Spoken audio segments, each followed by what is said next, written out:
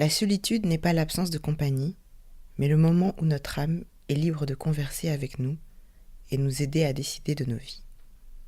Paulo Coelho. Bonjour et bienvenue dans le podcast Le Point de Connexion. Je suis Chélie et ici on parlera de toi, de moi, de nous, de vous, bref, de nos multiples vies et de ce qui fait de nous ce que nous sommes. Belle écoute.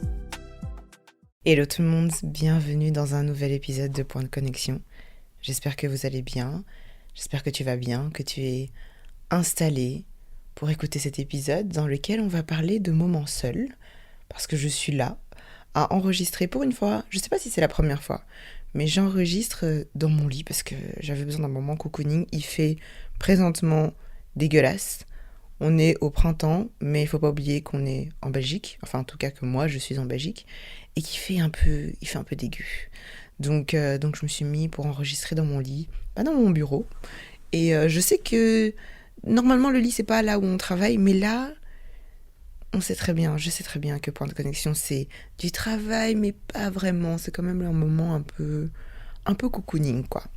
Donc bref, c'est un petit moment toute seule, et justement j'avais envie aujourd'hui qu'on parle de moments seuls, qu'on parle de, je sais pas si je peux dire solitude, non pas la solitude, parce que la solitude c'est vraiment quand tu te sens seul, alors que là je parle de moments où tu as envie d'être seul, où tu as besoin d'être seul.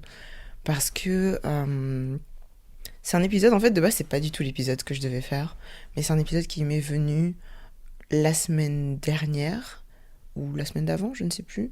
En tout cas, au courant du mois d'avril, où je me suis rendu compte que j'avais besoin, enfin je sais, hein, je me connais, que j'ai besoin de moments toute seule. Et c'est vrai que quand j'y pense, ça peut faire bizarre pour les personnes qui n'ont pas l'habitude soit d'être seules ou qui ont l'habitude que je sois là. Je pense notamment à mes collègues, par exemple, où en fait, parfois, je veux pas manger avec eux, je veux manger toute seule, ou je veux avoir des moments toute seule, où j'ai besoin en fait d'être toute seule. Et ça m'a fait penser que ça peut étonner, parce que moi, quand je veux être toute seule, c'est vraiment, je vais être toute seule. C'est-à-dire que je vais m'installer à un endroit toute seule, où je vais mettre mon casque, je vais travailler, mais toute seule dans une sorte, je fais ma bulle en fait. Et c'est vrai que ça m'a fait réfléchir, parce que j'ai une personne qui m'a dit, ah mais t'es là, je savais pas, mais viens avec nous. Et moi je suis là, non non ça va, enfin je veux pas trop quoi. Ça peut paraître un peu triste, parce que justement j'ai une autre de mes collègues qui m'a dit qu'elle pouvait pas rester toute seule, et ça je vais en parler après. Et en fait moi ça me dérange pas, mais je me rends compte que ça me dérange pas maintenant en tant qu'adulte, parce que quand j'y pense, quand j'étais enfant, en fait, pour vous recontextualiser un petit peu la situation, on est cinq. J'ai des frères et des sœurs, et je suis l'aînée. Ça, je pense que je l'ai déjà dit dans quelques épisodes. Je suis l'aînée. Et j'ai pas été l'aînée, enfin, qu'est-ce que je veux dire? J'ai pas été toute seule pendant longtemps, parce que le frère qui vient juste après moi, on a 1 an et 3 mois d'écart. Donc en fait, voilà, à 1 an et demi, j'étais déjà plus toute seule. Mais pourtant, on a grandi tous les deux avec ce truc de on peut jouer tous les deux et on peut jouer tout seul, en fait. Et j'ai des souvenirs assez marquants de moi qui pouvait rester devant une cassette à regarder La Petite Sirène, à colorier et avoir juste mon petit goûter et à rester là comme ça pendant X temps, quoi. J'avais pas besoin de me dire je dois absolument interagir avec d'autres personnes. Vous savez, c'est en fait, quand j'y pense, toute mon enfance, j'ai créé cette petite bulle, ce petit monde un peu parfait avec mes petits jouets.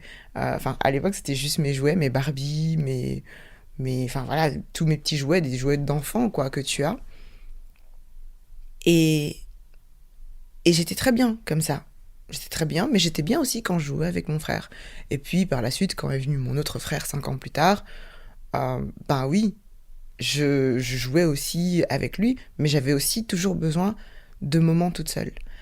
Ça me fait penser, et je sais pas s'il y a des frères ou des sœurs aînés qui écouteront cet épisode, mais c'est vrai que quand tu es l'aîné et que tu as 2, 3 frères et sœurs, ou même juste un ou une, tu as tendance à passer du temps avec. Et je pense que ça dépend aussi de l'écart d'âge qu'il y a entre des frères et sœurs. Vous passez du temps ensemble, parce que voilà, vous êtes frères et sœurs, mais t'as aussi de temps en temps envie de passer des moments toute seule, ou tout seul. Je sais pas pour toi, mais je sais que ces moments existent où parfois t'as envie d'être dans ta bulle, t'as envie ouais, de construire ton propre monde. Je sais que j'avais ça, comme je disais, avec mes jouets quand j'étais vraiment petite, et puis en grandissant, à l'enfance, genre quand t'as 8, 10 ans, j'avais ça aussi avec mes jeux vidéo, avec les Sims, j'avais ça aussi où j'étais contente d'être toute seule. Et je pense qu'il y a ce truc aussi bah forcément tu partages ton temps beaucoup avec tes frères et sœurs, et t'as envie d'avoir une petite bulle où il y a juste que toi. C'est comme quand t'as envie de passer du moment juste avec tes parents. Tu vois, je pense qu'il y a... Je le vois aussi dans ma famille, où je vois mes neveux ou nièces qui ont envie de passer du temps juste avec une seule personne, et pas tout le temps du temps avec tous leurs frères et sœurs. Parce qu'ils ont ce truc de se dire, ah, si je passe du temps avec juste cette personne, ben je vais pouvoir prendre le temps de me livrer, prendre le temps de jouer juste avec lui, avec elle, et apprendre à le connaître différemment, et apprendre aussi comment cet enfant fonctionne, comment cet adulte fonctionne. Vous voyez, passer du temps avec juste une personne, c'est aussi important. Et puis passer du temps tout seul, c'est aussi important pour se connaître, même quand t'es enfant. Parce que ça t'apprend l'autonomie, de jouer toute seule. Moi, j'ai été très vite autonome. C'est vraiment, je joue toute seule, il n'y a pas de souci. Et voilà. Et puis à l'adolescence, quand tu arrives à l'adolescence, je pense qu'il y a 2 types d'adolescence, voire 3 même.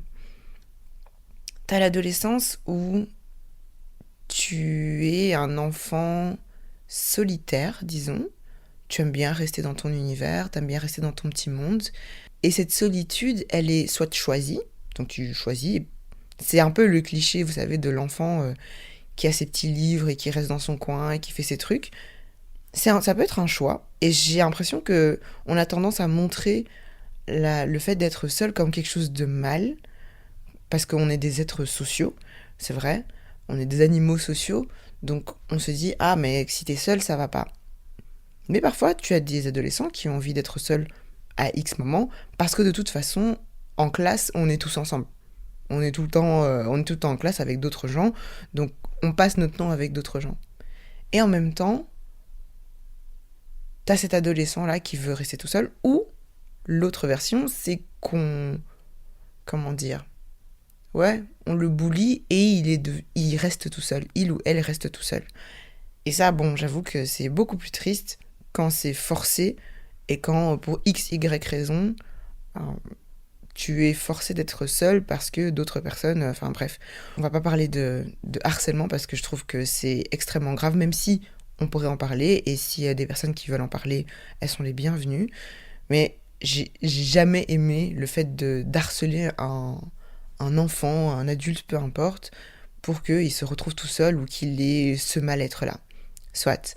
Donc t'as ce premier type adolescente qui veut être tout seul ou qui est tout seul. T'as le deuxième type qui est avec un ou une amie, donc qui a son meilleur copain, sa meilleure copine, et vous n'êtes pas beaucoup, vous êtes juste 2, ou voire 3, et vous restez à 3, et vous avez votre dynamique pendant votre adolescence, où vous faites tout à 3 ou à 2. Et puis, tu as l'adolescence où t'as plein de copines, t'as plein de copains, tu connais tout le monde, tu connais les machins. Je dois avouer qu'il y a eu un moment où j'étais dans la 3e catégorie, parce que j'avais un groupe de copines. Alors ça, c'est une histoire peut-être dans un épisode un jour, si mes copines acceptent de témoigner de cette partie de notre adolescence. Mais on avait donc un groupe de copines. Et c'est vrai que, ayant été une enfant où j'aimais bien avoir mon petit cocon toute seule, étant constamment avec des gens, j'ai un peu caché en fait ce côté d'aimer un petit peu ma solitude entre guillemets. J'ai caché ce côté-là parce que à l'adolescence, c'est le moment où tu te dis plus t'as d'amis, plus t'es cool. tu dois t'intégrer, tu dois te faire aimer pour te faire accepter. C'est comme ça, en tout cas, que je réfléchissais. Et ça me fait penser à une fille. Je crois que j'étais en tout cas, je pense qu'on était dans la même classe de la première à la sixième. Et cette fille était parfois toute seule. Et c'est vrai que je m'entendais bien avec cette fille, même si on était un peu rival au niveau des points à certains moments. Mais je m'entendais bien avec cette fille, c'était une gentille fille. Et elle était toute seule. Et parfois, je lui dis, mais tu veux venir avec nous? Elle était, non, non, merci, ça va. Et c'est vrai que sur le moment, j'étais là, oh, ok, d'accord, elle fait la meuf et tout, elle veut pas venir avec nous. Alors qu'en fait, elle aimait bien être aussi toute seule. Peut-être que ça ne l'intéressait pas d'être avec nous. Peut-être que pour elle, on était des ados chiants et qu'elle voulait pas être avec nous et qu'elle était très bien à lire son livre, à écouter sa musique et à faire ses trucs, et tant mieux. Et en fait, je l'enviais parfois d'assumer d'aimer être seule. Pas parce qu'elle était bully ou quoi que ce soit, non. Juste parce qu'elle aimait bien être toute seule. Et puis elle avait aussi 2-3 copines avec qui elle restait de temps en temps, mais elle aimait bien être toute seule. Et quand je voyais ça, je me disais, ah, j'aimerais parfois avoir le courage de dire que j'ai envie d'être toute seule. Mais à l'époque, j'étais très timide. J'étais vraiment... Quand je dis timide, c'est avec mes copines, etc. Il n'y avait pas de souci avec les gens que je connaissais, il n'y avait pas de souci. Mais c'était aussi parfois un rôle pour cacher un petit peu cette timidité. Et j'étais timide, mais en même temps, j'aimais bien rester toute seule. Sauf que à la maison, j'étais pas toute seule, parce que j'avais mes frères et sœurs, la famille, etc., etc., hein, etc., etc., quoi etc., etc. Donc j'avais mes frères et sœurs. À l'école, j'avais mon groupe de potes, j'avais mes amis, j'avais la classe, etc. Je faisais du sport, j'avais des activités, etc. Donc j'étais jamais seule. Le seul moment où j'étais seule, c'est quand j'étais dans mon lit, à lire mes livres sous la couette. Et encore, à un moment, j'ai dû partager ma chambre avec ma sœur.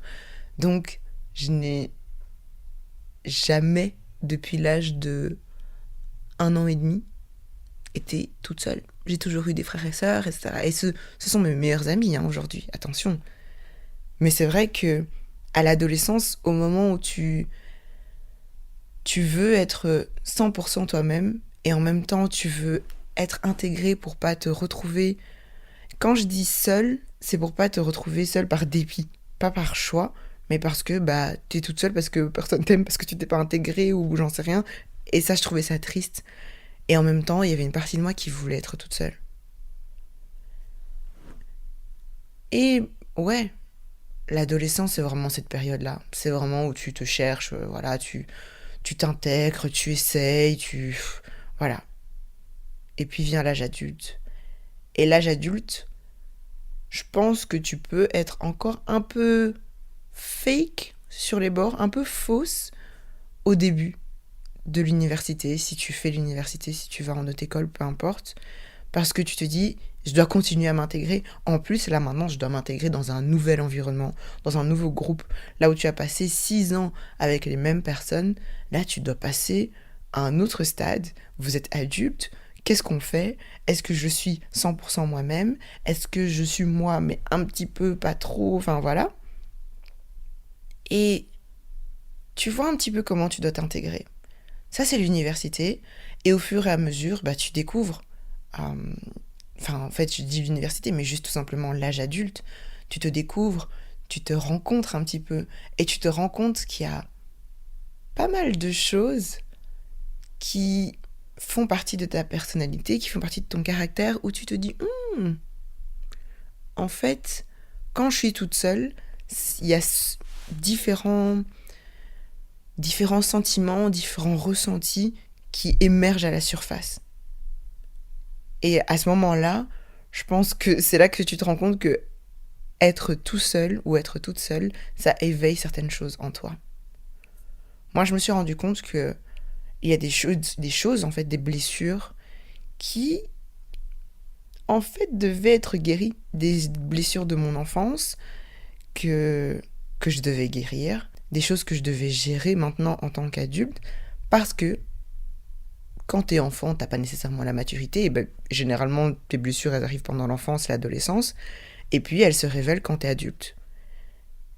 Et à ce moment-là, je pense que, on l'a dit dans l'épisode, je pense que c'est dans le premier épisode, il me semble que dans l'épisode 1, avec ma maman, dans la saison 1, on parle de ça. On parle du fait de se découvrir et de se rencontrer. Et c'est ça aussi. Tu dois explorer la personne que tu deviens maintenant, l'adulte que tu deviens. Et c'est ça tout ce travail. Et quand tu passes du temps tout seul, tu dois faire face à toutes ces blessures, à toutes ces situations dans lesquelles tu t'es mise. Et tu dois te rendre compte maintenant de l'introspection en fait que tu dois faire. Et pour faire une introspection, il faut d'office des moments seuls. Tu peux pas faire un travail sur toi et te dire ah ben je vais faire ça pendant que je suis avec les autres, etc., etc. Non, tu dois prendre des moments tout seul pour te rendre compte de comment tu interagis avec les autres. C'est le paradoxe en fait. C'est vraiment paradoxal parce que comme j'ai dit, on est des animaux sociaux et moi je pense que on est fait pour fonctionner en société.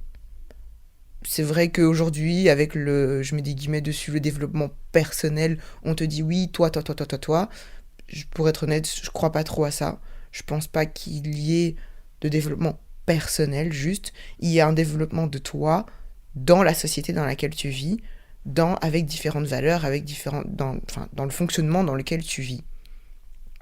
Soit. Donc, l'introspection que tu dois faire, tu dois avoir des moments tout seul pour savoir comment est-ce que tu interagis, comment est-ce que tu vis en société. Et ces moments tout seul te permettent aussi d'apprécier ta propre compagnie. Et ça, je pensais pas, en tout cas évidemment à l'enfance, l'adolescence, etc., comme je vous ai dit, mais à l'âge adulte, tu te rends compte que tu dois profiter de ta propre compagnie aussi. Moi, pour être tout à fait transparente, je parle toute seule, souvent. Je réfléchis, je suis là, je parle avec moi-même, j'ai des petits, peut-être pas des débats, faut pas exagérer, mais j'ai vraiment ces petits trucs où je me pose des questions, je me dis ah ouais peut-être que je pourrais faire ça, quoique je sais pas trop, peut-être que, bref, vous voyez des petites conversations internes comme ça. Et j'apprécie ma propre compagnie. Je me dis ah je suis cool en fait. Des fois je me dis je suis drôle. Je suis drôle quand même comme personne. Et pour ça, il faut passer du temps avec soi. Et je pense que les gens ont peur de passer du temps avec eux parce qu'ils ont peur de ce qu'ils vont ressentir. Ils ont peur d'être face à eux-mêmes et face à leurs doutes, à leurs peurs, à leurs envies, à plein de choses qu'ils étouffent parfois avec la compagnie d'autres personnes. Alors que justement, les moments seuls, c'est les moments où tu peux prendre des décisions sans la voix des autres, sans que les autres aient beaucoup trop d'influence sur toi. C'est le moment où tu peux avoir ces conversations avec toi-même et te dire, en fait, oui, on m'a dit de faire ci, ça, mais est-ce que je veux vraiment ? Est-ce que c'est vraiment quelque chose que je veux ? Et ça, il n'y a que toi qui peux le savoir si tu passes du temps avec toi-même. Les moments seuls, c'est les moments aussi où tu peux te calmer. Parfois, on agit de manière démesurée dans certaines situations et on se dit, oh là là, mais j'aurais pas dû dire ça, j'aurais pas dû... Vous voyez ce truc où tu t'es disputé, où tu te disputes, il y a eu un truc ou pas, ou justement tu t'es pas disputé, on t'a dit quelque chose et tu n'as pas réagi, et puis quand t'es tout seul, tu commences à refaire la scène dans ta tête. Et tu dis, ouais, en fait, j'aurais dû lui dire ça, j'aurais dû faire ci, ça, et je lui aurais dit, ouais, et je lui aurais dit ces 4 vérités, nan. Ben oui, mais ça peut t'arriver que quand t'es tout seul. Et peut-être que ça va te permettre par la suite de te dire, dans cette situation, j'ai pas réagi, mais la prochaine fois, je devrais réagir comme ci, comme ça. Et ça, tu peux le faire que quand t'es tout seul, parce que les voix des autres ne viennent pas t'encombrer. Et ça te permet d'avoir un moment de calme pour prendre du recul sur certaines situations. Vous savez, il y a des gens, quand ils sont énervés, ils sont frustrés et te disent, ok, ils partent pour se calmer et puis ils reviennent. pour ne pas que ces personnes disent des choses qu'elles vont regretter par la suite. Elles partent, puis elles reviennent et se disent « Ok, ça va, c'est bon, je suis calme maintenant, on peut discuter. » Ça arrive. Mais pour ça, il faut se connaître aussi. J'ai une collègue qui m'a dit cette semaine qu'elle aimait pas rester toute seule. Et elle a été enfant unique pendant très très très très longtemps, jusqu'à l'âge adulte. Et c'est vrai qu'en fait, je ne sais pas si tous les enfants uniques sont comme ça, s'ils ont cette peur d'être tout seuls, ou au contraire, qu'ils adorent tellement être tout seuls que ça les frustre quand il y a trop de gens, tout le temps. Si tu es enfant unique et que tu as envie d'en discuter, franchement, dis-moi et on peut faire un épisode ensemble ou que tu as envie de témoigner, bref. Ça peut être très intéressant d'avoir la perspective d'un enfant unique, de voir en fait un peu si justement être seul, comme ça a toujours été ou pendant longtemps était son quotidien, est-ce que c'est aujourd'hui quelque chose qui fait partie de sa personnalité ou au contraire c'est une personne à qui ça a manqué d'avoir des frères ou des sœurs et qui aujourd'hui n'aime pas rester tout seul. Et en tout cas, elle était dans la deuxième situation où elle me disait qu'elle n'aimait pas rester toute seule. Que les fois où elle a fait son voyage toute seule, elle se disait « Ah ouais, d'accord, bon, je vais devoir aller manger au resto toute seule. Qu'est-ce que je fais ? Je dois être occupée pour ne pas... parce que ça la frustrait. Parce qu'elle-même, quand elle voit quelqu'un manger toute seule, ça la frustre et elle se dit « Ah, oh, c'est triste en fait. » Elle trouve ça triste. Là où moi, je lui disais « Ouais, bah... ça peut être triste pour certaines personnes, tout comme ça peut être des moments de calme, justement, où tu mets juste ta musique, tu manges tout seul, où tu es juste dans un parc, t'écoutes juste les sons, les bruits de la nature et t'es content. Ça peut aussi l'être. Quand t'as tellement été habitué à avoir du bruit autour de toi, avoir des moments seuls, c'est un peu comme avoir ces moments de calme et de sérénité et où voilà, t'es content. Je te dis pas de te forcer à manger tout seul et à te retrouver mal parce que c'est quelque chose que tu n'aimes pas faire, mais teste et vois si ça te convient ou pas. Va te promener tout seul au parc, mets juste de la musique et puis tu marches. Pas pour aller quelque part, mais juste tu t'installes, tu te fais un pique-nique tout seul, pourquoi pas. Donc voilà, il y a plein de situations où ces moments de, entre guillemets, solitude te permettent un peu de respirer et de prendre du recul et de te connaître et d'apprécier ta propre compagnie. Si tu sens par contre que tu te sens seul, ça c'est différent. Si tu sens une certaine forme de solitude importante, que tu te sens incompris ou autre, il y a plein de manières de trouver des gens avec qui discuter. Si tu veux discuter avec moi, c'est avec plaisir de ce sentiment de solitude. Mais sache qu'il y a des organismes qui sont faits pour les gens qui ont des pensées vraiment un peu sombres et qui se sentent vraiment seuls et qui n'ont personne à qui parler. Sache aussi que Internet, il y a plein de choses, il y a plein de bêtises, c'est vrai, mais il y a plein de gens aussi, différents, et qu'il doit certainement y avoir des gens comme toi qui sentent une certaine forme de solitude, et c'est le moment aussi de vous connecter, de trouver d'autres personnes comme toi qui pourront te faire du bien en discutant, en jouant aussi parfois aux jeux vidéo, en regardant les mêmes séries. Bref, aujourd'hui il y a plein de moyens de ne pas se sentir seul et pourtant d'avoir des moments de connexion avec d'autres personnes. Je te fais plein de gros bisous. Prends soin de toi. N'oublie pas de partager cet épisode si tu penses qu'il peut être utile à une autre personne, à d'autres personnes. Rejoins-moi sur Instagram si tu veux qu'on en discute. Je te fais plein de gros bisous. À la prochaine. Salut, cuz!